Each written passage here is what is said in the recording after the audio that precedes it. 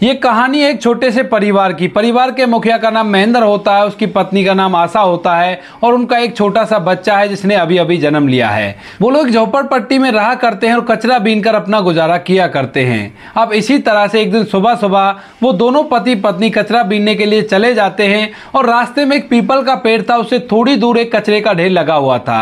अब जो पत्नी होती है वो उस कचरे के ढेर को देखकर वहां पर कचरा बीनने के लिए चली जाती है, लेकिन तभी उसे वहां से एक बच्चे के रोने की आवाज आती है। अब जैसे ही वो आवाज उसे सुनाई देती है तो सुबह सुबह का वक्त था, तो वह एकदम से डर जाती है। वह अपने पति के पास जाती है और उसको पूरी बात बताती है। कहती है कि मैं वहां पर कचरा बीनने के लिए गई थी और वहां से मुझे एक बच्चे के रोने की आवाज आ रही है। इसके बाद उसका पति उसे हिम्मत बंधाता है और कहता है कि ऐसा कुछ नहीं होता, चलो चलकर देखते हैं कि अगर ऐसा क्या है जो वहां से इस तरह की आवाज आ रही है। उसके बाद दोनों पति पत्नी हिम्मत करते हुए उस कचरे के ढेर के पास जाते हैं, तो वहां पर एक पॉलीथीन के अंदर उन्हें एक नवजात बच्ची मिलती है जिसको कोई यहाँ पर ऐसे ही छोड़ गया था। वह एरिया थोड़ा बियाबान था, तो उस जगह पर उन्हें वो बच्ची मिली थी। उस बच्ची को देखते ही जो आशा है वो एकदम से उस बच्ची को अपनी गोद में ले लेती है और उसे पालने का फैसला करती है। वह अपने पति से कहती है कि इसको कोई यहाँ पर छोड़ गया है, शायद किसी को इसकी जरूरत नहीं है, तो हम लोग क्यों ना इसे पाल ले। उसका पति भी एग्री करता है, कहता है कि कोई बात नहीं, एक बच्चा तो हम पाल ही रहे हैं, इसको भी पाल लेंगे, कोई बड़ी बात नहीं है। उसके बाद दोनों पति पत्नी उसे पालने का फैसला कर लेते हैं और अपने साथ अपने घर ले जाते हैं और अपने छोटे से बच्चे के साथ उस बच्ची को भी पालने लगते हैं। धीरे धीरे समय बीतता और समय के साथ साथ उन लोगों की किस्मत खुल जाती है। महेंद्र एक छोटा सा रोजगार करता है और उस रोजगार में उसकी दिन दुगनी रात चौगनी तरक्की होने लगती है। अब इसके बाद उनको भी ये चीज महसूस होती है कि जब से हमारे घर में ये बेटी आई है उस दिन के बाद हमारी किस्मत खुल गई है, और ऐसा करके वो उस लड़की से और भी ज्यादा प्यार करने लगते हैं।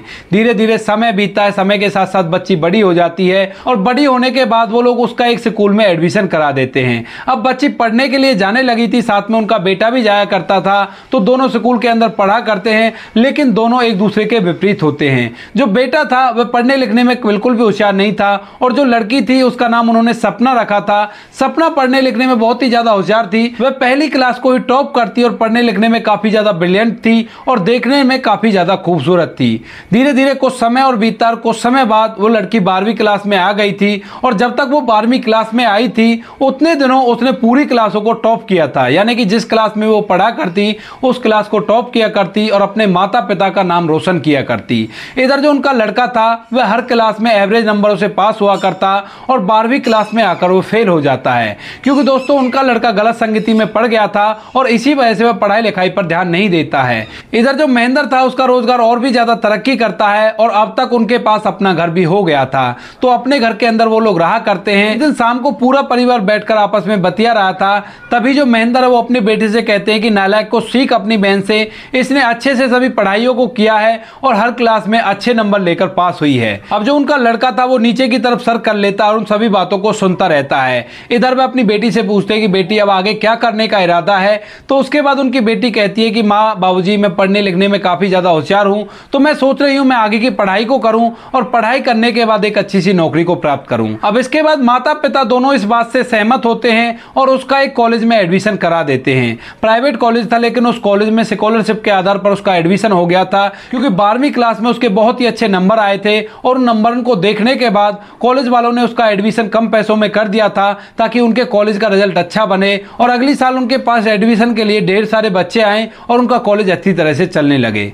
अब वह लड़की उस कॉलेज को पढ़ रही थी और पढ़ते पढ़ते धीरे धीरे उसका फाइनल ईयर आ जाता है, और जैसे बेटी का फाइनल ईयर आ जाता है तो उसके बाद माता पिता उससे कहने लगते हैं कि बेटी अब तू सयानी हो गई है, अब तेरी शादी करवा देते हैं। लेकिन बेटी उनसे मना कर देती है, कहती है कि माँ बाबूजी मुझे अभी शादी नहीं करनी, मैं पढ़ लेकर किसी सरकारी पोस्ट को हासिल करना चाहती हूँ और उसके बाद ही शादी करूंगी।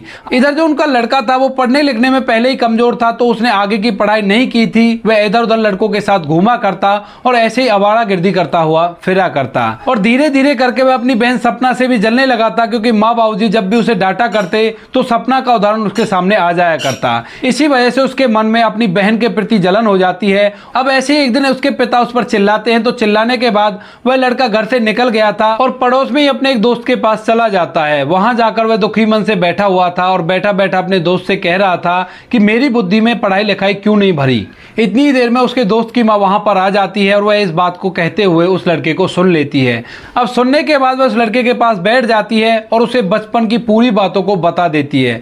वह कहती कहती है कि तेरी बहन तेरी सगी बहन नहीं है, उसको तो ऐसे ऐसे उठाकर लाया गया था और उसके बाद तेरे साथ इसका पालन पोषण किया गया था। अब इस बात को सुनने के बाद उस लड़के को बड़ा ही गुस्सा आता है, क्योंकि जिस बहन के ऊपर वो उसे डांट रहे थे वो उसकी सगी बहन नहीं थी। लेकिन वो करता भी तो क्या करता, क्योंकि अभी माता पिता कमा रहे थे, वो तो बस घर पे थाली बैठ के खा ही रहा था। अब इसके बाद ऐसे ही कुछ दिन और बीत जाते हैं और कुछ दिनों बाद जो लड़की थी उसकी ग्रेजुएशन कंप्लीट हो गई थी और वह अपने माता पिता से कहती है कि माँ बाबूजी अब मुझे कोचिंग करने के लिए दिल्ली जाना होगा और दिल्ली जाने के बाद मैं अपनी आगे की पढ़ाई को वहीं से करूंगी। क्योंकि लड़की को पता चल गया था कि एक यूपीएससी की पढ़ाई होती है, उसको करने के बाद एक बड़े अधिकारी बन जाते हैं। उसके बाद जो सपना थी वह उस पढ़ाई को करना चाहती थी और एक बड़ा अफसर बनकर अपने माता पिता का नाम रोशन करना चाहती थी। अब इसके बाद वह अपने माता पिता से कहती है कि माँ बाबूजी मुझे कुछ पैसे चाहिए होंगे ताकि मैं वहां पर अपनी कोचिंग को अच्छी तरह से कर सकूं। अब यह बात जैसे लड़के के सामने आती है कि उसकी बहन माता पिता से पैसे मांग रही है तो वह एकदम से बौखला जाता है और वहीं पर अपनी बहन को खरी खोटी सुनाने लगता है। अब इस बात को देखते हुए उसके पिता गर्म हो जाते हैं और उस लड़के पर हाथ उठा देते हैं। लेकिन दोस्तों वह लड़का चुप नहीं होता है और सपना से कह देता है कि तुझे तो कचरे के डब्बे से उठाकर लाए थे, तू कोई मेरी सगी बहन थोड़ी ना है जो माँ बाबूजी तुझे कोचिंग के लिए इतने पैसे देंगे। अब इस बात को सुनने के बाद सपना को एकदम से बहुत बड़ा झटका लगता है, क्योंकि अभी तक उसे यह नहीं पता था कि मैं इनकी सगी बेटी नहीं हूं। वह अब तक उन्हें अपने माता पिता ही समझती थी और इसी वजह से वो सब चीज को हक से उनसे मांग लिया करती थी। अब तभी सपना के पिता उसके भाई को पीटते और पीटते हुए कमरे के अंदर बंद कर देते हैं। लेकिन कमरे के अंदर से वो चीखता हुआ सारी कहानी को सपना को सुना देता है। अब इस बात को जैसे सपना सुनती है तो वह अपने माता पिता के पास बैठती है और कहती है कि माँ बाबूजी ये बताओ जो ये भाई कह रहा है क्या ये सच है। तो उसके बाद माता पिता चुप हो जाते हैं, लेकिन जब ज्यादा जोर देती है सपना पूछने के लिए तो उसके बाद मजबूरन दोनों को बताना पड़ता है। वह कहते हैं कि हाँ बेटी जो तुम्हारा भाई कह रहा है वो बिल्कुल सच है और ये बात हम लोगों ने तुम्हें इसलिए नहीं बताई कि अगर तुम्हें यही बात पहले पता चल जाती तो तुम्हारी जिंदगी जीने में तुम्हें बड़ी कठिनाइयों का सामना करना पड़ता। अब इसके बाद सपना के आंखों से आंसू निकलने लगते हैं, लेकिन फिर वो कहती है कि कोई बात नहीं, मुझे जन्म चाहे किसी ने दिया हो लेकिन तुम ही मेरे माता पिता हो, तुमने मुझे पाल पोस कर बड़ा किया है। दूसरे दिन सुबह होती है और दूसरे दिन सुबह सुबह सपना कोचिंग के लिए दिल्ली जाने वाली थी। जो सपना के माता पिता हैं वो उसको कुछ पैसे देते हैं और कहते हैं कि बेटी एक बड़ा अधिकारी बनकर ही वापस लौटना, तेरे भाई का हाल तो तुझे पता ही है, अब तेरे सहारे ही जिंदगी बितानी है। ऐसा कहकर वो दोनों उसको विदा कर देते हैं और इसके बाद सपना से बोल देते हैं कि बेटी कभी भी तुम्हें पैसे चाहिए तो मुझे फोन कर दिया करना, मैं तुम्हें पैसे भिजवा दूंगा। सपना वहां से चली जाती है अपनी आंखों में आंसू लेकर, क्योंकि जिन माँ बाप ने उसे पाल पोस कर बड़ा किया था आज उसे ये पता चल गया था कि ये उसके असली माँ बाप नहीं है। लेकिन फिर भी वो अपने मन में धारती है कि कोई बात नहीं, जो हुआ सो हुआ। अपने भाई की हालत को देखकर वह तय करती है कि वो जल्द से जल्द एक बड़ा अफसर बनेगी और उसके बाद ही अपने घर में कदम रखेगी। इसके बाद सपना वहां से चली जाती है और दिल्ली जाकर अपनी कोचिंग को करने लगती है। वहां पर जाकर वो दिन रात मेहनत करती है और मेहनत के साथ साथ अपने माता पिता से भी फोन पर बातें किया करती है। सपना को वहां रहते हुए 1 साल बीत गया था और 1 साल बाद वह अपने लड़के की शादी कर लेते हैं। शादी करने के टाइम पे वह सपना से कहते हैं कि बेटी तू ऐसा कर, यहाँ पर आ जा, तेरे भाई की शादी है। लेकिन वो मना कर देती है, कहती है कि माँ बाबूजी फिलहाल मेरा एग्जाम चल रहा है और एग्जाम के टाइम पर मैं ऐसे नहीं जा सकती। उसके बाद वह मना कर देती है, वहीं पर बनी रहती है और वहीं से दिन रात एक करके मेहनत करती रहती है। लड़के की शादी हो जाती है और शादी होने के बाद 6 महीने बड़े ही आसानी से बीत जाते हैं। 6 महीने तक वह लड़का बड़ी अच्छी तरह से घर के अंदर रहा करता है और अपने माता पिता को भी अच्छी तरह से रखता है। लेकिन जैसे ही उसकी शादी को 6 महीने बीतते हैं तो 6 महीने बाद वह शराब पीने लगता है और शराब पीकर अपने माता पिता से उल्टा सीधा बातें करने लगता है। अब जैसे ही माता पिता इस बात को देखते हैं तो एकदम से परेशान हो जाते हैं, लेकिन वो अपनी बेटी को इस बारे में नहीं बताते हैं। वो दोनों फैसला करते हैं कि अगर बेटी को इस बारे में बता दिया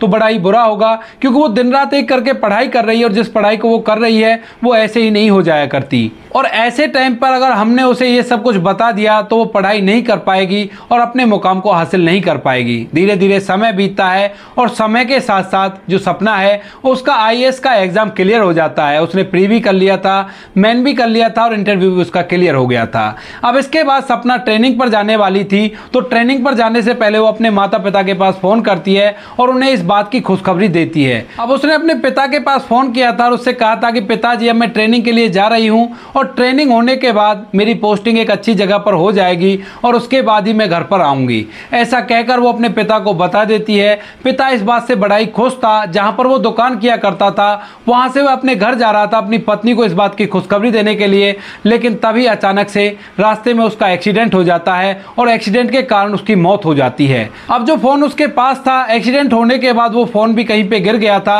और वह फोन उसके घर वालों को नहीं मिलता है।